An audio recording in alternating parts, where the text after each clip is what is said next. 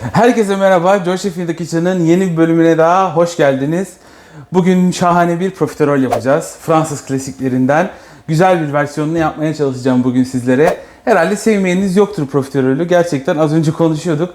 Akarı yok, kukarı yok tatlının. Gerçekten mükemmel bir tatlı. 10 numara her şeyiyle, hamuruyla, işte içindeki kremasıyla, üstündeki sosuyla. Bence bir tatlıdan beklediğiniz her şey var profiterolde. O yüzden profiterol herkesi mutlu eden bir tatlıdır bence. Bugün dediğim gibi güzel bir versiyonunu yapacağız. Profiterolü profiterol yapan bence çikolata sosudur. Evet, diğer malzemeleri de önemli tabii ki de ama çikolata sosunuz güzel olmazsa o profiterol gerçekten mutlu etmez sizi. O yüzden güzel de bir tarif vereceğim bugün sizlere. Sağ olsun Çağrı arkadaşım bana mükemmel bir tarif verdi. Onu uygulayacağız bugün. Malzemelerim önümde hazır. Çok güzel bir hazırlık yaptım. Dediğim gibi profiterol böyle 3 aşamalı. Önce hamurunu yapacağız. Ondan sonra kremasını yapacağız. En son sosunu yapıp üstüne akıtacağız ve tadına bakacağız. Dediğim gibi malzemelerim hazır. Hadi videoya geçelim.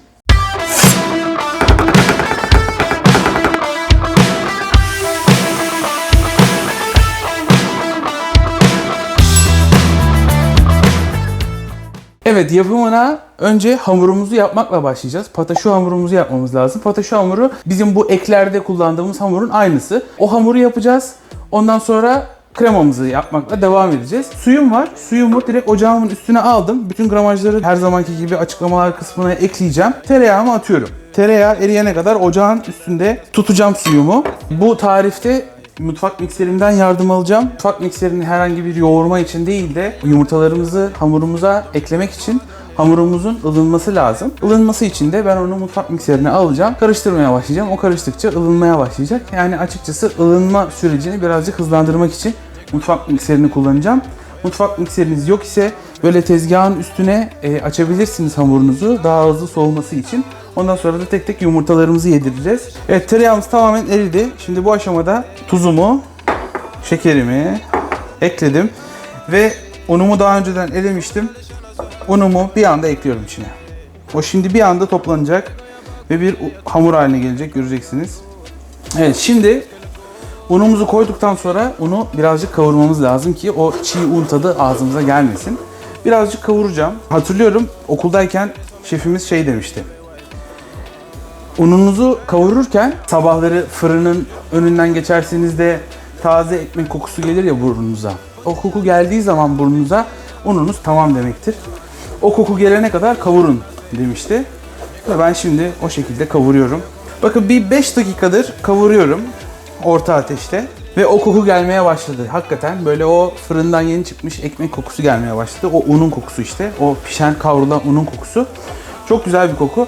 O gelmeye başlayınca artık ocağımdan alabilirim hamurumu ve mutfak mikserimin içine alıyorum.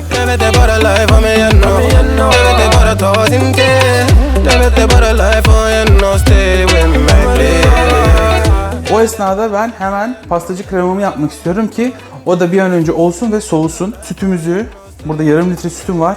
Hemen küçük tenceremi ocağa aldım. İçine sütümü ekliyorum. Şekerin yarısını ekliyorum, hepsini eklemiyorum. Şöyle bir iki damla da vanilya özütümden ekliyorum. Ve bunu ocağımın üstüne koyuyorum. Kaynama noktasına geldiği zaman alacağım. Bu 6 tane yumurta sarısını büyük bir kaba alıyorum. İçine geri kalan şekerimi ekliyorum. Ve unumu ekliyorum. Ve bunları güzelce başlıyorum çırpmaya. Evet, bakın yumurta karışımımız şöyle oldu. İyice akışkan, rengi de açıldı. Gayet güzel bir kıvamda. Sütümüz de yavaş yavaş tıkırdamaya başladı. Şimdi hemen onu ocaktan alıyorum. Temperleme işlemi yapacağız. Sıcak sütümüzden birazcık alıp yumurtamızın içine ekleyeceğiz. Hemen bir tane daha alıyorum. Evet, gördüğünüz gibi bütün sütü içine ekledik. Ve artık yumurtalarımız iyice ılındı. Bunu komple tekrar tenceremizin içine alıyoruz. Şimdi bu tekrar kaynama noktasına geldiği zaman yoğunlaşacak ve krema haline gelecek. Evet, pastacı kremamız da hazır. Bakın yoğunlaştı zaten. Güzel bir kıvamda. Alıyorum bunu ocaktan. İçine de bir parça tereyağı atıyorum. Ve bunu kenara alıyorum. Bu soğuyabilir. Üstüne mutlaka streç film koyun ki havayla temas etmesin. Havayla temas ederse üstünde kabuk oluşur. Ağza gelir, hoş olmaz. Hamurumuzla devam edeceğiz. Evet, pastacı kremamızı kaldırdık. O soğuyor. Hamurumuz soğudu. Yumurtalarımızı tek tek eklemeye başlayacağız. Ben şöyle bir 6-7 tane, 8 tane falan yumurta aldım yanıma. Artık kıvamı nerede iyi olursa Orada bırakacağım. Yumurtalarınızın büyüklüğüyle de alakalı bir şey bu. Dediğim gibi yumurtaları tek tek eklemeniz lazım burada. Eğer yumurtalarınız oda sıcaklığında olursa daha da iyi olur. Ben şöyle yapıyorum. Yumurtamı alıyorum. Şöyle bir kabın içine kırıyorum. Ki eğer kabuk düşerse içine görebileyim diye. Eğer direkt içine kırarsanız kabuğu göremezsiniz. Buraya kırıyorum. Makinemi açıyorum. Makinem karıştıkça yumurtalarımı tek tek eklemeye başlıyorum. Kıvamı nerede iyi olursa orada bırakacağım. Beraber izleyeceğiz zaten kıvamının nasıl olması gerektiğini. Ben şimdi tekrar karıştırmaya başlıyorum bunu.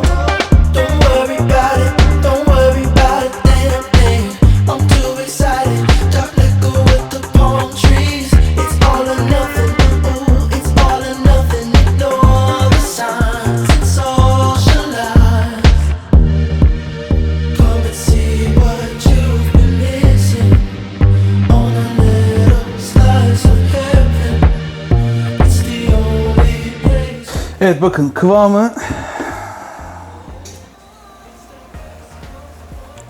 yani ne çok akışkan ne de çok katı. Yani böyle aldığınız zaman ya böyle düşmekle düşmemek arasında kalması lazım. 8 tane yumurta ekledim ben buna. 9 tane yumurta almıştım. Bence burada durmamız iyi olur. Ben bunu hemen şimdi sıkma torbasının içine alacağım. Sıkma torbasıyla tepsimize sıkacağız. Sıkma torbasının içine alayım.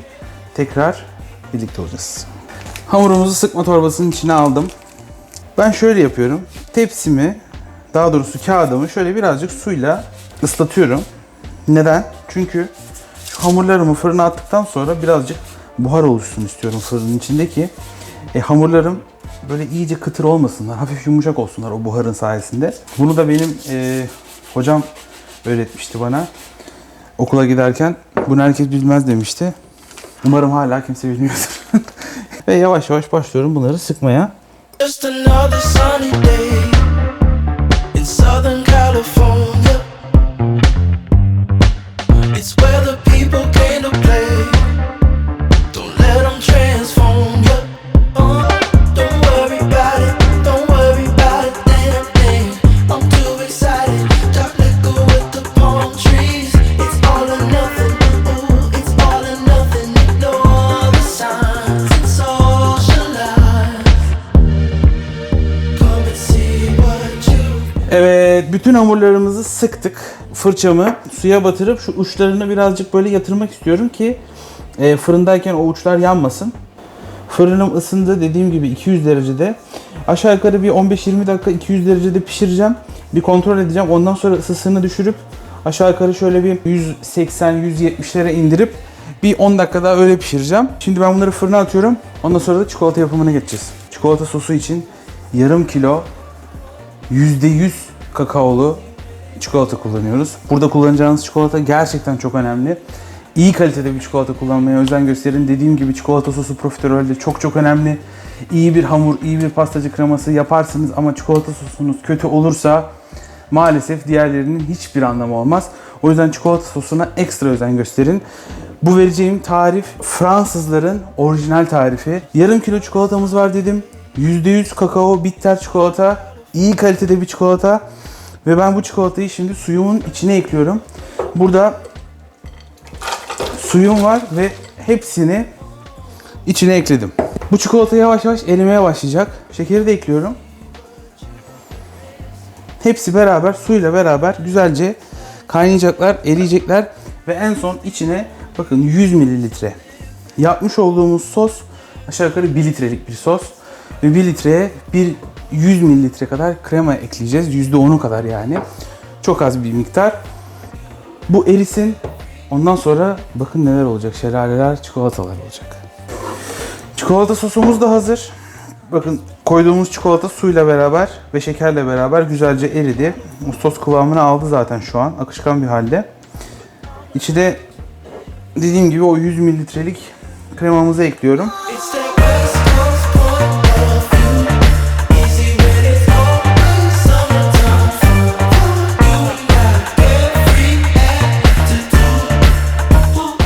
Ve şimdi yapmamız gereken son bir şey var. Bu Fransızlar çok pimpirinkli insanlar. her şeyin böyle mükemmel olmasını isterler. Her şeyin pürüzsüz olmasını isterler. O yüzden son bir aşama, bu çikolata sosumuzu kevgirden geçireceğiz. İyice süzeceğiz ki içinde hiçbir tortu kalmasın. İyice böyle kadifemsi bir yapıya sahip olsun sosumuz. Ondan sonra da soğumaya bırakacağım.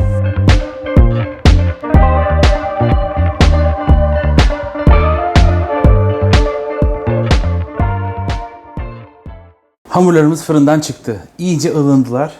Artık onları kremamızla doldurma vakti geldi. İçlerini yavaş yavaş doldurmaya başlıyorum. Alt tabanını biraz fazla doldurun. Kreması biraz dışarı taşsın ki şöyle tabağınıza yapışsın bu hamurlar. Jag minns ju den tid du gav mig life billar yo. Nu vill jag kunna ge tillbaka allt jag inte kunnat ge förut. Det finns ingen annan där som kan stå här by my side, oh why. Sättet du rör på det får mig att dö för dig baby. För de här yardis, de vill ju bara dra ner oss. Men du är fett och vanlig. På det jag lägger all min tid, jag vill ha dig. Du får mig känna safety. Jag kan nog leda dig baby. Hazır mısınız? Çünkü biz hazırız. Profiterollerimiz hazır. Onları güzelce pastacı kremamızla doldurduk. Çikolata sosumuz güzelce ılındı ve artık sunum yapma vakti geldi. Çok güzel bir profiterol yaptık bugün. Orijinal tarifiyle yaptık. Fransızlar nasıl yapıyorsa öyle yaptık. Ve umarım bu tarifi denersiniz ve çok beğenirsiniz. Çünkü gerçekten süper bir tarif bu. Güzelce çikolata sosumuzu üstüne döküp birazcık tadına bakmak istiyorum. Ben tadını biliyorum ama en azından yediğim zaman o yüzümün aldığı hali görmenizi istiyorum. Şöyle kenarından müsaadenizle bir tanesinin tadına bakacağım. De här yardis, de vill ju bara dra ner oss. Men du är fett och vanlig. På det jag lägger all min tid. Gerçekten çok güzel olmuş. Pofur pofur olmuş o hamurlarımız. İçi böyle bomboş ve kremayla doldurmuşuz. Full içi krema dolu.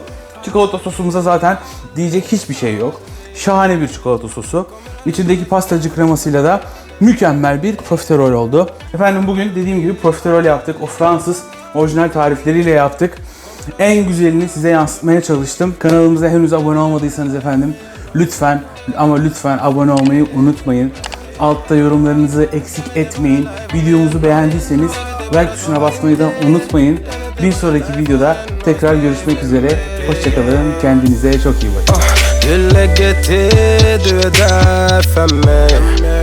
Jag svär mitt liv kretsar runt dig baby. Du bär på mina bebek så att när jag visionerar vår framtid. Låt mig hålla dig baby, hey, yeah.